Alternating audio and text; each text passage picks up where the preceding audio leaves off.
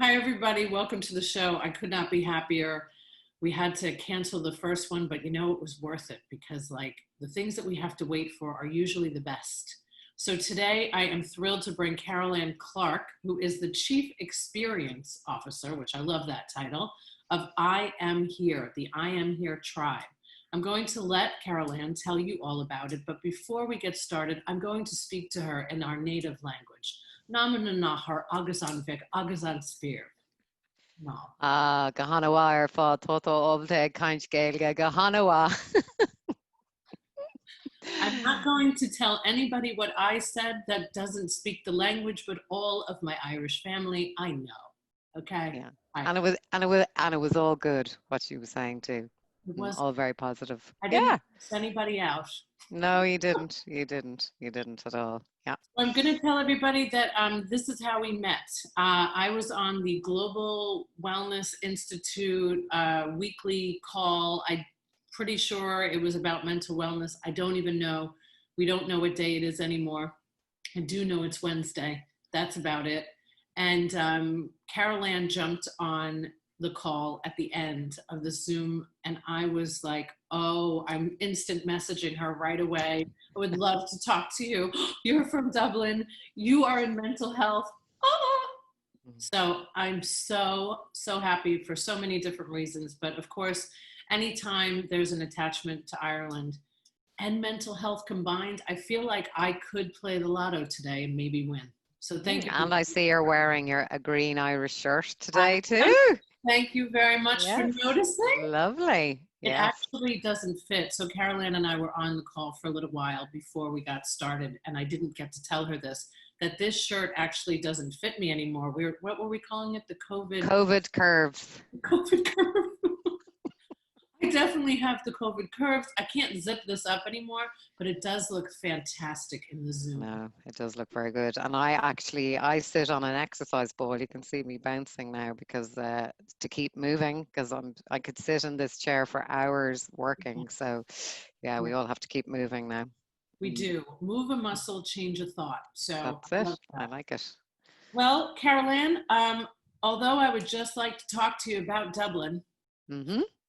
we're going to actually help the audience today. Yes, we will. We're going to talk about mental health, mental wellness, professional wellness, um, all of the things that we can do in the workplace to support each other. So please, Yep. Carole Ann, take it away. Tell us about your mission.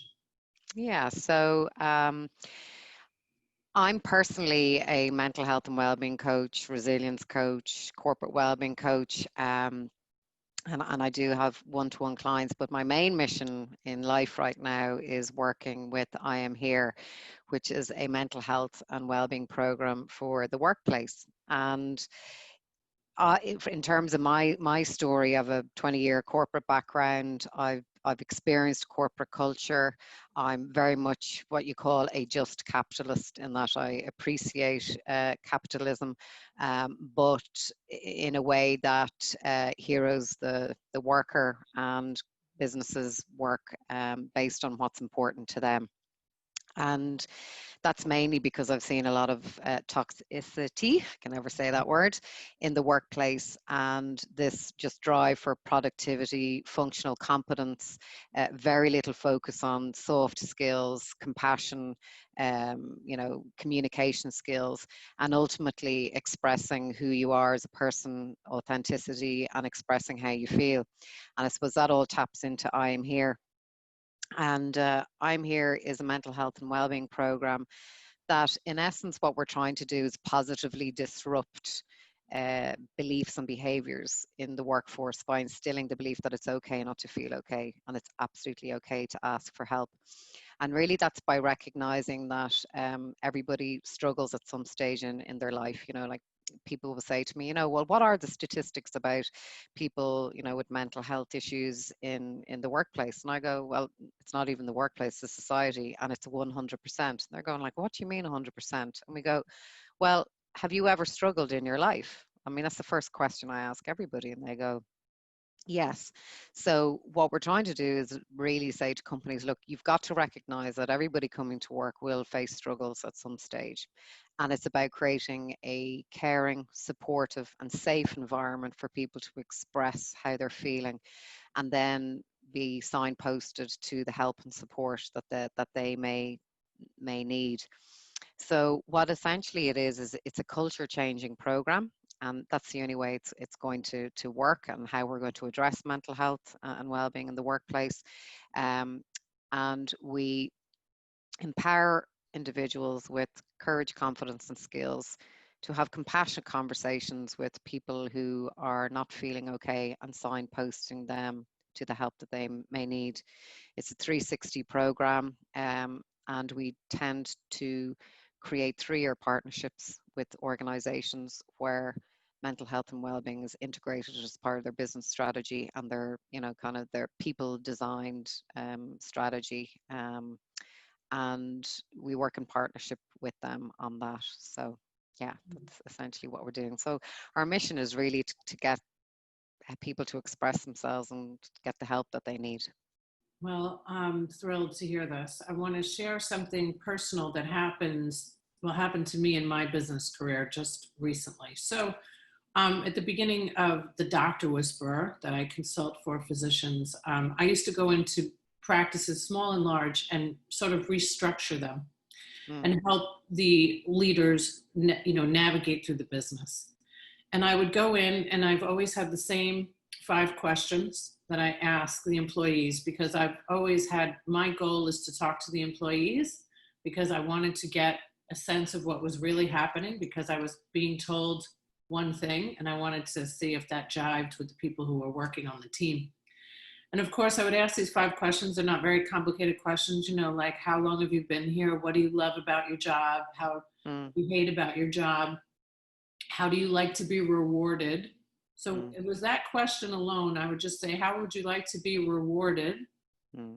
And they would stop. And I think 95% at least would just say, I would just like somebody to say thank you. Thank And you. then they would cry. Yeah. So I'm used to people crying in front of me. That's what happens. And especially as a boss, for a very long time in my life, thank God, I've been able to incorporate what I've learned in recovery and being a sober woman and practicing empathy and emotional intelligence, Mm, um, understanding that the employees really need a safe place. And I stopped restructuring these practices because it was affecting me so badly. mm, I would mm, leave these businesses knowing good and well that I couldn't impact change with the leaders enough to understand what they were doing mm, to the people that work there every day. And mm. that's when I wrote the book about mental health in life and in business, because of that, knowing that there's so many people in business today that could use this amazing program that you have of IAmHere Ambassadors, and getting people trained, because we all know, even in COVID-19, we're spending most of our time working. Yeah. Mm, I've put in more hours working since the pandemic hit than ever before. mm, mm. And I think that having something concrete to offer these corporations, whether it be first responders, physician groups, every single business needs to incorporate this. I'm sure that you've heard many talk about a wellness program that they have Mm. in their place of business. What differentiates what you're offering from what a lot of these corporations have? And I mean, Yeah. offer like a gym membership or something. Yeah. So I think with I Am Here, the essence of it really is around communication. It's courage, confidence, and skills. I think if we just bring it back a little bit though, so there's 2 very simple and human insights that we work off, is that as human beings, we all, human connection is incredibly important, and we all want to innately help each other. And when it comes to mental health, we don't necessarily know what to do. And equally, when you're not in a good place or you're not feeling okay, you don't know what to do either. So it's almost about merging those two insights together. So how do we, number one, create the right environment for somebody to be able to express how they feel and take the next step to get help should they need it? And then secondly, how do we empower the people who want to help their fellow team members by giving them courage to approach somebody, not knowing what that conversation is going to be about, building their confidence, and then ultimately, what are the skills that they need in order to show you care, ask the right questions, and to signpost. And that's really the essence of what we do. We help people learn our kind of key skills, which we call CLEAR, which is really around compassion, listening, empathy, acceptance, and being real, so that they can create a contract of trust with somebody, and then ultimately signpost as well. So that's the essence. We don't ever label, we don't advise, and we don't judge. So you don't need to know anything about mental illness. So there's a lot of programs out there, for example, that may just, focus on suicide prevention, which are amazing, living, work, safe, talk, and that. Then you've got other programs that are what we call wash and go. They're very much flash in the pan, awareness pieces, but they don't create any cultural shift. And then we have what you call kind of the crisis area, which is around mental health first aid, which is really, again, everything you need to know about mental illness. Whereas IAmHere is the simplicity of compassionate connection, and it's about human connection. It's about collective responsibility in an organization. So it's completely voluntary. It's not about line managers. It's not about HR. It's about everybody on the shop floor right through to the CEO.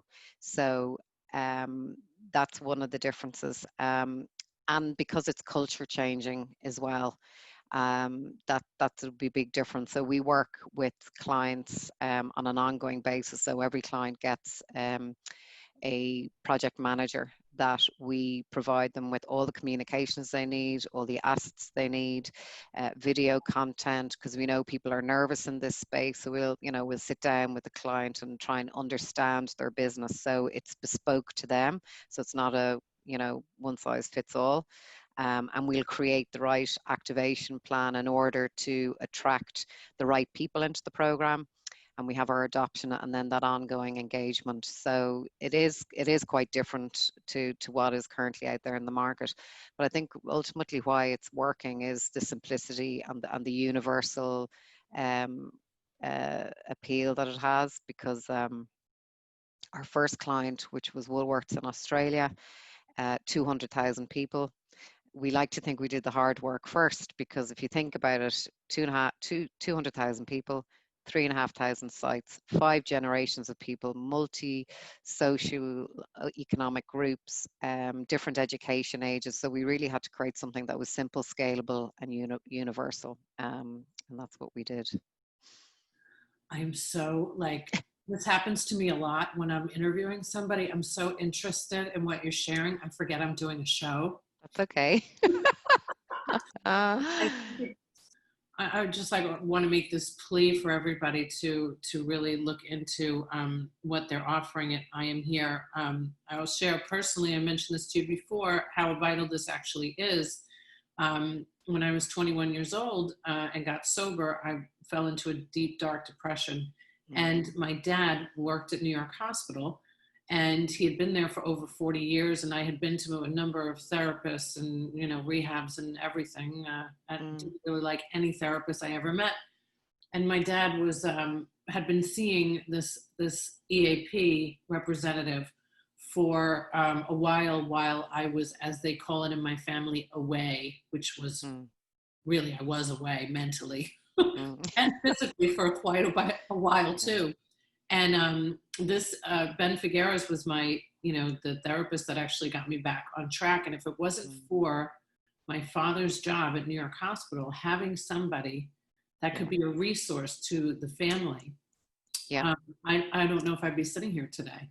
So I can, from a personal standpoint, and then of course, I mentioned what's happened to me in my business world about restructuring how I want to do things, because I really do believe that this is especially in this time that we're all in now during this crazy pandemic, we really need to focus on mental health more than anything.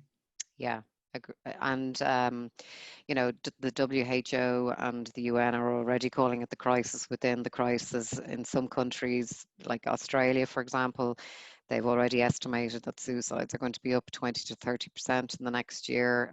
You know what that means in my country, because we're already higher than Australia, because countries have focused on the prevention and eradication of the pandemic, and not the mental health impact of it. And that's clearly it'll be seen as a big miss. And we also don't know what's around the corner either.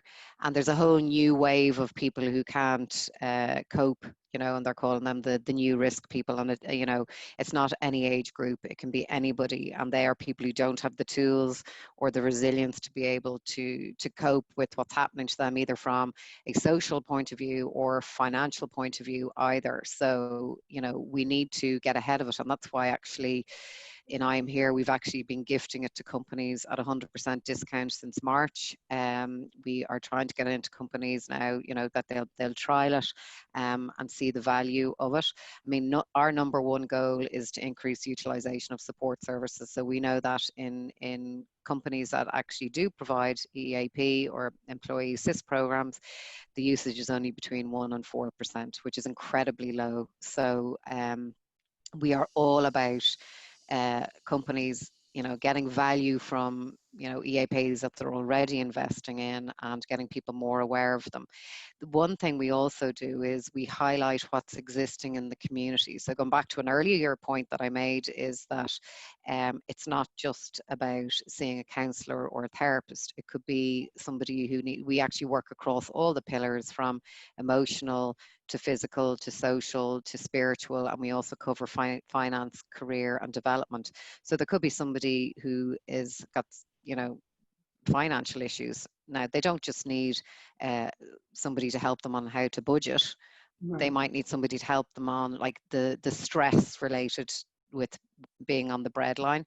It could be somebody who's gambling anonymous. It could be somebody like weight issues or adult acne. So it's also important to highlight all those great services that are out there in the community, that if you've got health insurance or you don't, there's also some amazing charity organizations as well. And it's not about putting pressure on the system, but actually it's also about saying ultimately we need to increase services over time as well. So we're not there to compete with anybody. We are there to complement and actually drive usage. When people see us come and think, oh my God, I'm here, we're competing, I'm there going, we are all part of a circle of care. Our job is to have those compassionate conversations, signpost what's out there, and actually hero all the great work and services and the people out there. I mean, I don't know what it's like in America, but in certainly in the UK, Ireland, Australia, there are so many people in this area of mental health who are underpaid and don't have enough work, and yet the system is broken. So it's also looking at how we can build up our capabilities in those areas, and I suppose influence policy ultimately as well. But it's little steps first. Yes, we have to start somewhere. Yes. I'm quite sure that the state that I live in Florida, has reached international news of how poorly we're doing here.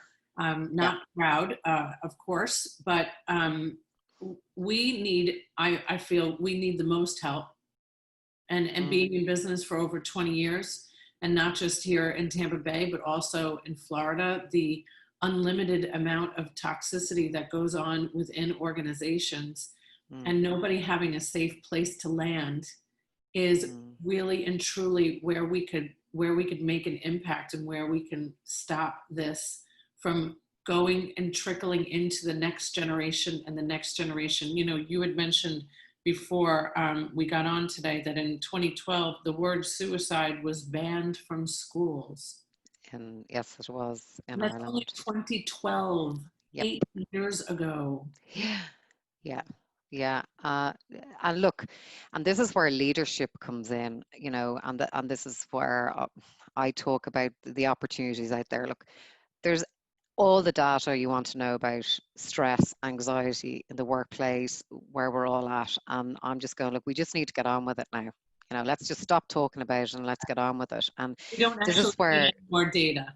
no, we don't need any more data. We just need people to take action on it. Yeah, So, and this is where the leadership comes in. And I think, like I mentioned to you before we talked, the World Economic Forum, we're talking about the big reset. I think it's a massively positive phrase. I think we all have an opportunity to make changes now. And leaders have seen how their workforces have reacted in the last 6 months. We have been phenomenal. Like, I think everybody should be clapping themselves on the back. We've shown huge resilience in terms of agility, tenacity, using our strengths, using humor, trying to think of the big picture. I think we really have done an amazing job. And I think leaders should be standing back and going, wow, how can we take learnings from this? And how can we, remold how we work with our team members?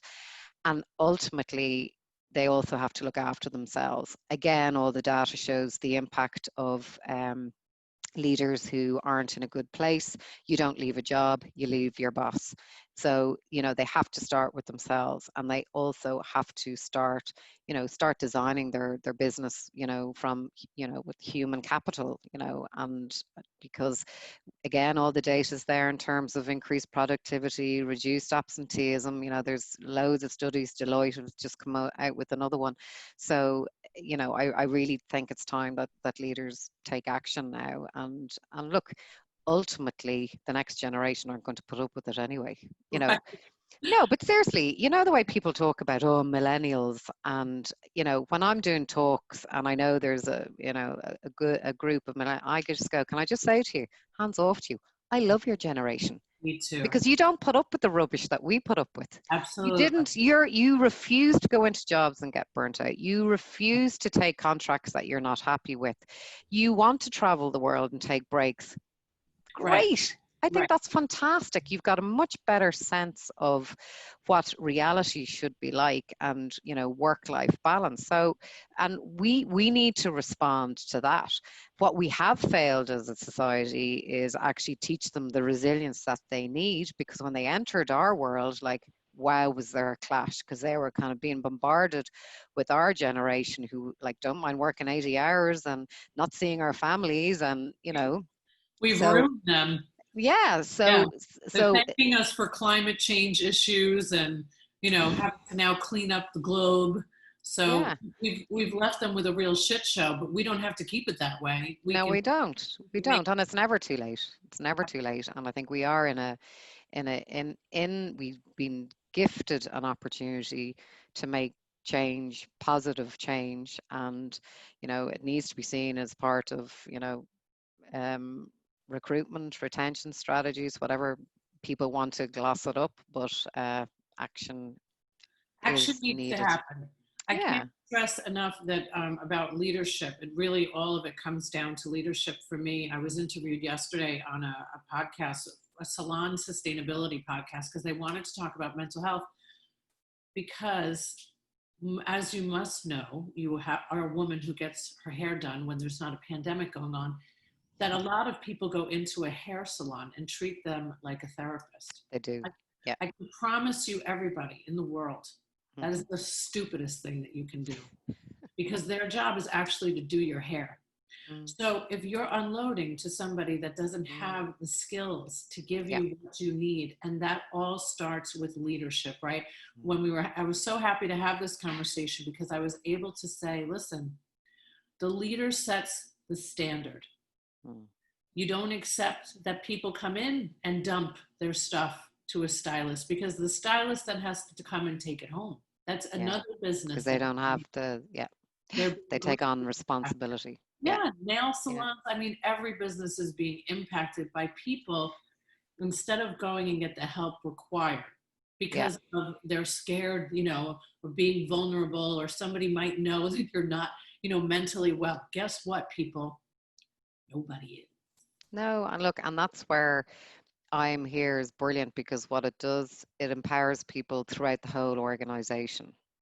and we all start looking out for each other. And again, everybody's more compassionate at the moment. You know, there's a great energy for I Am Here Now. And you know, when you look at any data as well, and kind of how the workplace is evolving, there, you know, the line manager is still incredibly important in that, to be able to have those conversations around well-being, you know, are going to be part of their role going forward, and not to take on the responsibility. And that's also the power of I'm Here, is that whoever's struggling, and I know you'll know this from your own lived experiences, that um, personal responsibility is one of the key steps to recovery, and that it's not the person who's, you know, having that compassionate conversation with you or signposting you, it's not their responsibility to take on whatever you are feeling.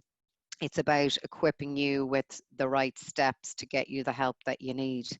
And I think that's incredibly powerful as well, because I see line managers now that, you know, when I'm doing talks and they're kind of like, you know, half my team are stressed, and me, I've been told to fix it and I don't know what to do. And I'm just like, first of all, take a breath. Yeah. Breathe in. And secondly, it's not your responsibility. You can show you care, ask the right questions, and call for help.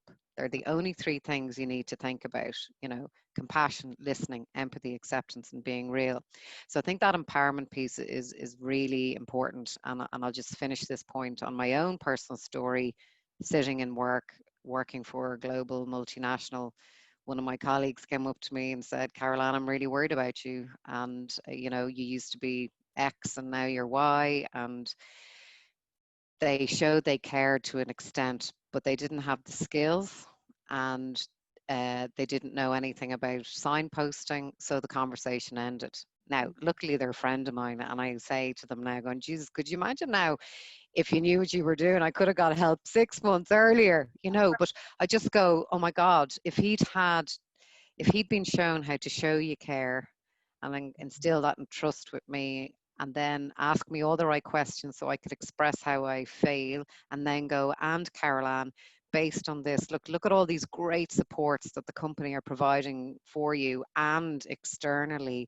What do you think your next step? I mean, that's incredibly powerful, you know? What powerful. Yeah. And it's simple. And so you're so right. That's what I love about it. It is so simple. It's okay to guide others to support in the workplace. Yes, Love that. absolutely.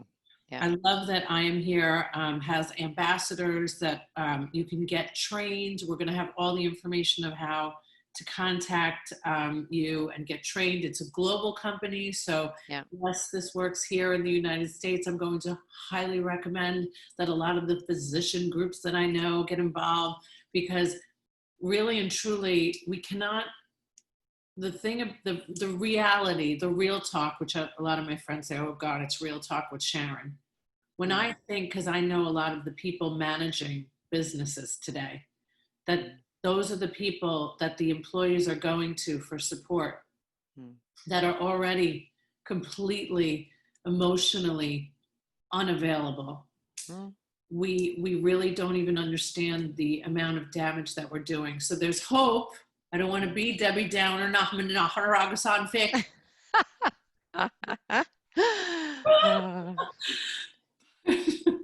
No, but what it means is, what happens is we attract the right people into the program. Yeah. And because it's voluntary, we do attract the right people. And secondly, it's fluid. So for example, you might decide to be that you're able to be an ambassador now, because you can give that time to people. But in 3 months' time, you might go, do you know what, I'm going through a few things myself. I need to step out for a while. Equally, we have what you call tribe members, and they kind of carry the culture of the behaviors and the belief system, and they also refer on to ambassadors.